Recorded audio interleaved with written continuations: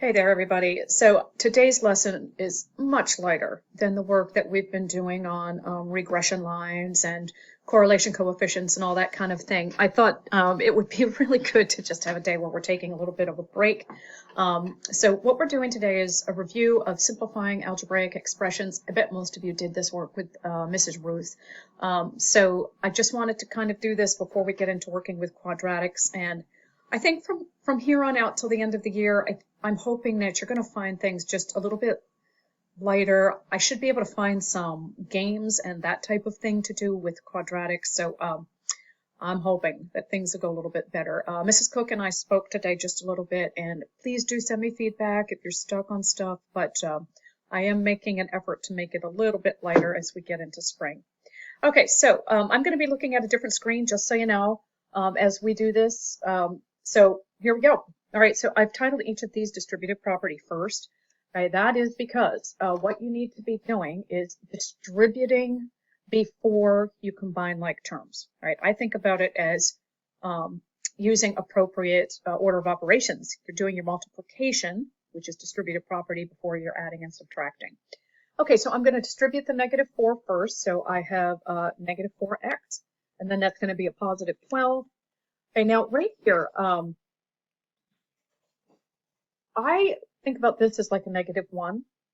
It's subtracting, right? But essentially, you can also think about it as distributing -1 to each of these. So what happens is each of these change their sign. So subtracting x minus 4, it's the same as adding -x plus 4. It's the same idea of subtracting a negative is adding, or the definition of subtraction is adding the opposite. All right, then once you've done that, you can combine like terms. So we have a total of -5x plus 16. All right, let me just make sure I did that right. All right, so yep, -5x plus 16. All right, this second one, very similar. I'm sure you could just do this yourself real quickly. I'm just going to keep that first thing in parentheses the same. So 4x minus 7. I don't know why that's so small. Let me make this a little bit larger. All right, so 4x minus 7. Then it's going to be minus 3x minus 5. Just note I changed the sign of everything in there. So it becomes x minus 12. And there's my final answer.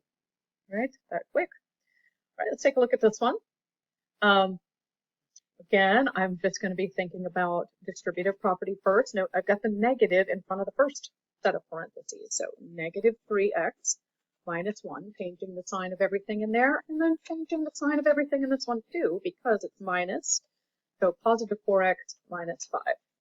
Right, so then I've got, when I combine like terms, x minus 6. All right, so there's that one. You see how quick this is going. Okay, this one has a little bit more in it in the way of variables. All right, so I'm going to start again by using distributive property. So really this is the only place I need to do that. All right, so I've got 5y squared, right, minus y. All right, then it's going to be minus 3y squared. I was a little faster at typing. Plus 6y, 8y. Right? Let me just make sure I distributed correctly. I should be changing the signs of both things. Yep. All right. Everything else should just stay the same, which same, good. Right now I'm going to combine like terms. So 5 positives, 3 negatives. So 2y squared. Right. And now my y's. I've got a negative y. I have a positive 6y and a positive 8y. I generally like to just take care of the positives first. So I have a positive 14 and a -1, so that's going to be a positive 13y. I just find it easier myself to do it that way. Get the positives done first, then the negatives, and then I can just have a negative and a positive rather than trying to do it piecemeal. Many ways to do that though. Okay, this one, again, distributive property first. So this time I need to distribute the positive 2, so that becomes 10x minus 8. Plus 16x plus 8. All right, I'm just going to double check before I go to combining like terms. Don't know what happened to my plus there. There we go. All right, so 10x minus 8, or 10x and a -8, plus 16x plus 8. Okay, good. Now I'm going to combine my like terms. So I've got 10x into 16x, so that's 26x. And then it's a negative 8 and a positive 8, so those are opposites. I don't know if you remember algebra tiles, but if I were using algebra tiles, I would say that's a 0 pair, so that is 0. All right, now this, we're switching over to multiplication here. So I'm still calling it distributive property first, but really all you need to do here is distributive property. So I'm multiplying a monomial times a trinomial, and we've already reviewed this, but just remember you need to remember your exponent rules. So we're going to start by multiplying the constants. Right, so 2 times 3 is 6. Right, and now I've got two variables here. I'm going to take care of each variable separately. So I've got x squared times x squared. Well, remember, when you're multiplying with exponents, you add the exponents. If you're stuck on why we do that, you can go back and watch that previous video, but there's plenty of videos on that. So if you're stuck on why we do that, send me a quick email and I'll send you some resources. So anyway, 2 plus 2 is 4, right? And then there's no y in the inside term, so y just remains the same. Just think about that as like y times 1. Right now, the next term, negative 2 times positive 2 is negative 4.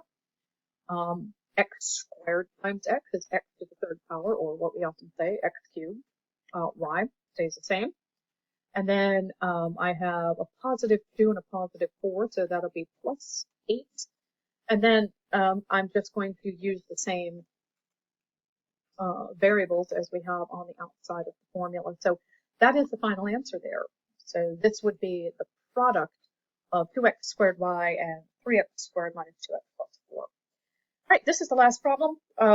And this is a binomial times a binomial.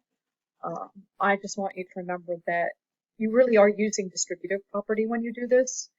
You're just distributing each term. So I'm going to distribute the 3x, then I'll distribute the negative 1, and then I'll combine.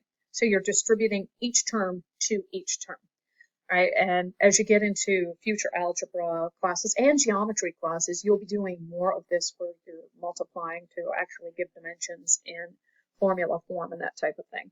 All right, so anyway, 3x times 2x, that's going to be 3 times 2 is 6. And then x times x is x squared. All right, let me just make this a little bit bigger again. Hang on. What is it doing? The thing that's holding me up today is how long it's taking me to type everything. All right, here we go. All right, so 6x squared. Right, and now I'm going to distribute the 3x to the 4. Right, so that'll be plus 12x. Okay, I am done now with the 3x. I'm now going to distribute the negative 1. Oh, that's nice. That's what we've been doing. I'm just going to change the sign of each thing inside here. So negative 2x, negative 4, or minus 2x minus 4. Either way you say that, it's the same. All right, now I'm going to combine like terms. All right, so it's just going to be 6x squared. You know what I'm going to do? I'm just going to copy this. And then all I need to do is just combine these two. So a positive 12x and a negative 2x, that's going to be a positive 10x. So I can just do that. And there's my final answer right there. Okay, so what I want you to do today is go to that quiz. You've got 2 short quizzes. There's 10 questions in each. One of them is adding and subtracting polynomials, which is like the one I did at the beginning. Don't forget to use distributive property first. And then the second one is on multiplying, and there might be some different ones there, like monomial times binomial or binomial times binomial. Just remember to use the distributive property, pay attention to your exponent rules, and the thing that's most likely to happen in this situation is just make careless errors. So just be careful about that. Okay, nice work. Hoping you're finding today's lesson really light. Happy Friday and have a good weekend.